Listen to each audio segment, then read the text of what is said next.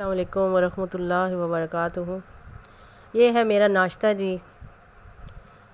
صبح کا میرا یہ ناشتہ ہوتا ہے کیونکہ میں ڈائٹ پلان پہ ہوں، تو آپ بھی کیجئے۔ یہ دیکھیے،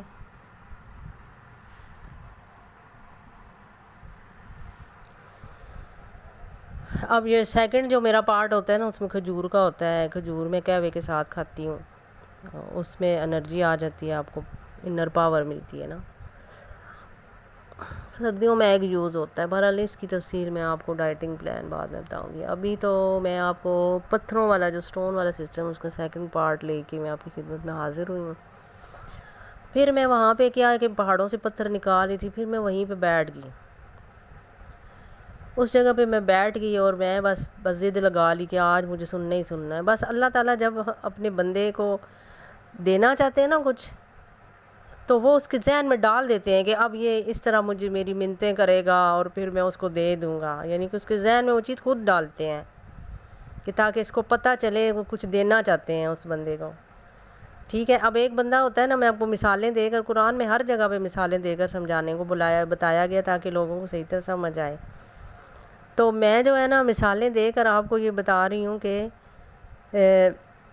جو ایک چیز ہے نا کہ ایک بندہ ہے، اس کا دل کرتا ہے کہ میں اپنی مدر سے یا سسٹر سے یا دوست سے میں کال پہ بات کروں، تو اس کا دل اگر کر رہا ہوتا ہے نا، تو اس کا مطلب ہے کہ وہ اگلے بندے کے دل میں بھی کچھ آ رہا ہے آپ کے بارے میں، یعنی ادھر سے بھی ہوائیں چل رہی ہیں، مگر وہ خاموش ہے آپ سے، اس نے کال نہیں کی، یا وہ کسی بھی وجہ سے غریب ہے یا کچھ ہے، کسی وجہ سے کانٹیکٹ اس نے نہیں کیا۔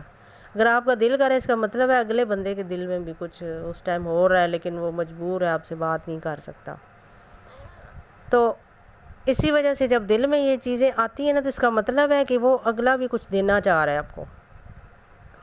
اس ٹائم رب تعالیٰ مجھے یہ دکھانا چاہ رہے تھے کہ پتھروں کے بارے میں، اگر اسے پتہ تو ہے، سنا ہوا بھی اس نے ہے کہ پتھر بات کرتے ہیں، پتھر کلمہ پڑھتے ہیں، تو مطلب ہو سکتا ہے کہ اس کے آپ کو 3 یا 4 پارٹ میں یہ باتیں پوری ہوں، لیکن آپ نے یہ مطلب آپ ضرور سننا ہے پتھروں کے بارے میں۔ زمین بھی بولتی ہے، پتھر بھی بولتے ہیں، درخت بھی بولتے ہیں، آپ کے ہاتھ پاؤں سب بولتے ہیں، ہر چیز بولتی ہے، لیکن کیا ہے کہ آپ کو وہ اپنے اندر، اپنے انر ایسی پاور بنانی چاہیے کہ آپ کو سارا کچھ اپنے وہ اندر والے کان کھولیں گے نا، اندر والا دل کھولیں گے، تب آپ کو سنائی دے گا وہ۔ ٹھیک ہے، دے گا ضرور سنائی، یہ تو کنفرم بات ہے، کنفرم ہے یہ، کیونکہ مجھے مل گیا ہے نا، سب حاصل کیا ہے نا، کوشش کی ہے، تو آپ بھی کر سکتے ہیں کوشش۔ تو پھر وہ جو ہے نا، میں وہاں پہ بیٹھ گئی، میرے رب تعالیٰ نے چاہا کہ آج یہ سنے پتھروں کی آوازیں، کیونکہ اس سے پہلے میں نے جو بھی جنات میرے ساتھ کام کر رہے ہیں، وہ بھی ایک سٹوری بتاؤں گی کہ جنات وغیرہ کس طرح مجھے وہ ملے ہیں، کیا حساب اس کا۔ تو وہ جو ان کی آوازیں تو ظاہر سنائی دیتی ہیں، ہر وقت ان سے بات چیت ہوتی رہتی ہے میری، تو یہاں پہ پتھروں کی بات تھی، تو ان کی آوازیں اب سننی تھی میں نے۔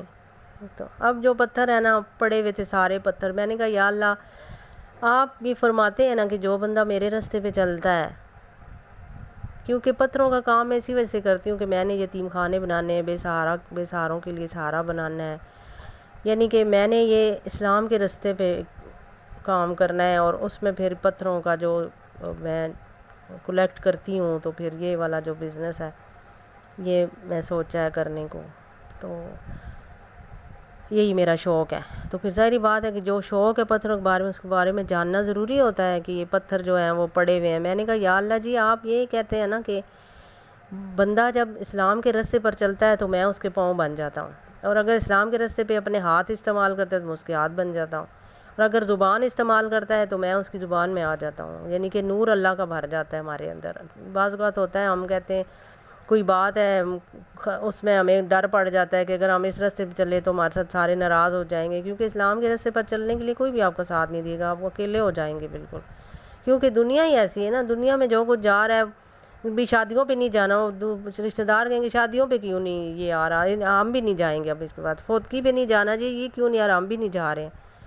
ان ساری چیزوں سے ہمیں دور رہنا ہے، ہمیں بالکل پہاڑی، جیسے کہ پہاڑ میں غار حرا میں حضور نبی کریم آ جاتے تھے، یا جیسے دوسرے حضرت موسیٰ علیہ السلام پہاڑ پہ چلے جاتے تھے، اسی طرح جو ہے نا حضرت خضر علیہ السلام سمندر کے پاس ہوتے ہیں. تو یہ جو چیزیں ہیں نا، یہ ساری کی ساری جو چیزیں ہیں نا، یہ اکیلے پن کو ظاہر کرتی ہیں کہ آپ نے اللہ تعالیٰ کے آگے دنیا کو چھوڑ کے الگ ہو جانا ہے. تو پھر الگ ہونے کے لیے آپ تنہائی کا رستہ اختیار کرتے ہیں.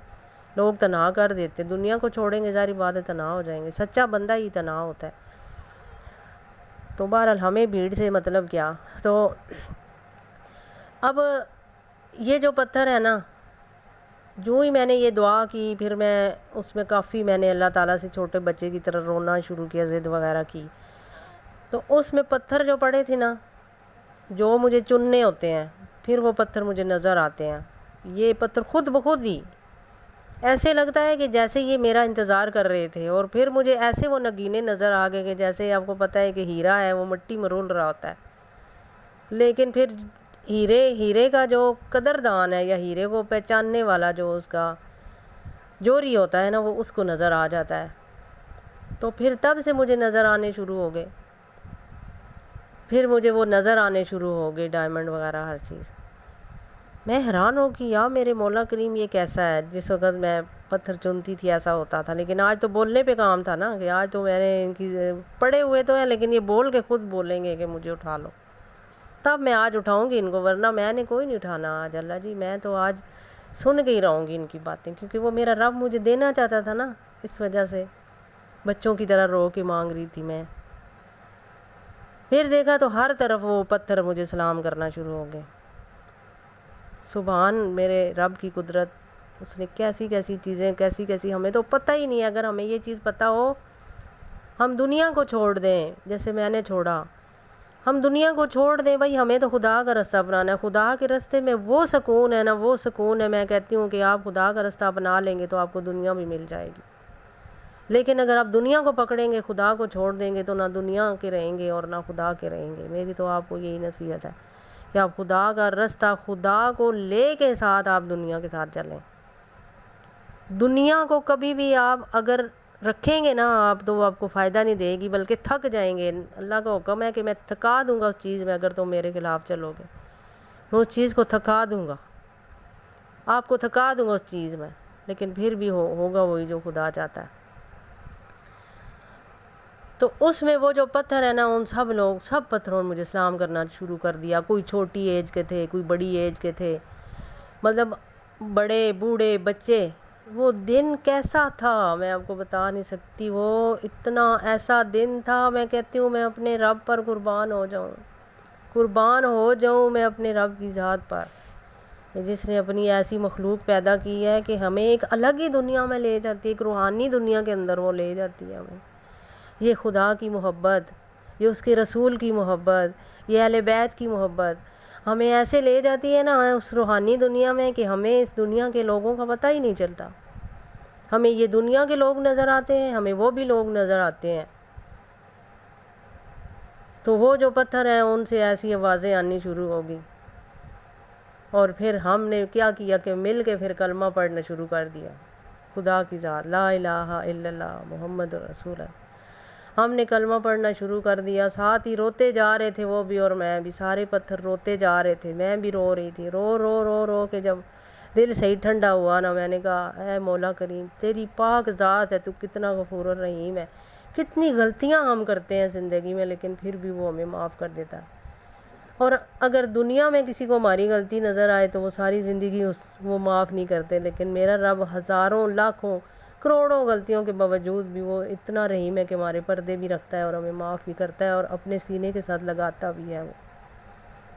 اور پھر بالکل 70 ماؤں سے زیادہ پیار کرنے والا وہ خدا ہمیں اپنے سینے کے ساتھ ایسے لگاتا ہے نا کہ جیسے ایک ماں لگا لیتی ہے سینے کے ساتھ.